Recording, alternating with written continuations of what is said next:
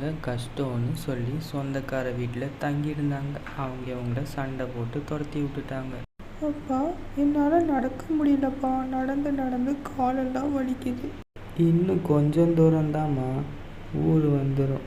அப்புறம் நம்ம ஒரு வீடு பார்த்து அங்கே தங்கிக்கலாம், சரியா? பெரியவரே, எனக்கு இந்த ஊரில் தங்கறதுக்கு வீடு வேணும். ஏதாச்சும் வீடு இருக்கா பெரியவரே? என் வீடே இருக்குது, நான் தங்கறதுக்கு உனக்கு தரேன். வாடகை சரியாக தந்துடணும், சரியா தம்பி?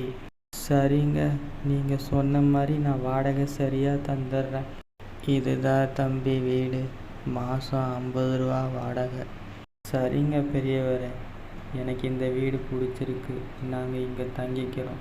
மாதம் மாதம் உங்களுக்கு தர வேண்டிய வாடகை நாங்கள் சரியாக தந்துடுவோம். நான் நாளைக்கு காலையில் பக்கத்து ஊரில் ஏதாச்சும் வேலை இருக்கான்னு தேடி போகிறேன், சரியா? சரி, போயிட்டு வாங்க. நாகப்பன் பக்கத்து ஊருக்கு வேலை தேடி போகிறாங்க. எங்கே போயிட்டு இருக்க நாகப்பா? பக்கத்து ஊரில் ஏதாச்சும் வேலை இருக்கான்னு தேடி போயிட்டு இருக்கேங்க. ஓஹோ, வேலை தேடி போறியா? அப்படின்னா என் தோட்டத்தில் காய்கறி விளைச்சல் பண்ணுறோம், நீ அதை கொண்டு போய் வியாபாரம் பண்ணிக்கோ.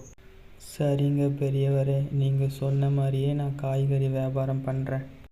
அந்த காய்கறி வியாபாரம் பண்ணுறதுல பாதி பணம் எனக்கு, பாதி உனக்கு, சரியா?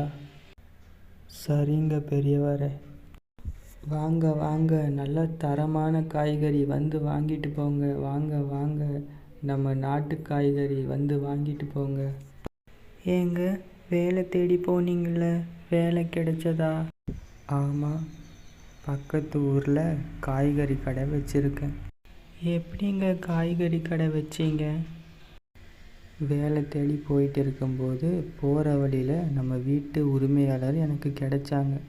அவங்க தோட்டத்திலேயே காய்கறி விளைக்கிறேன், அதை கொண்டு போய் வியாபாரம் பண்ணிக்கன்னு சொன்னார். வர லாபத்தில் ஆளுக்கு பாதி பாதின்னு சொன்னார். அப்படிங்களா? எனக்கு ரொம்ப சந்தோஷங்க. கதை இதோட முடியுது. நீங்களும் உழைச்சி நேர்மையாக இந்த மாதிரி சந்தோஷமாக வாழுங்க.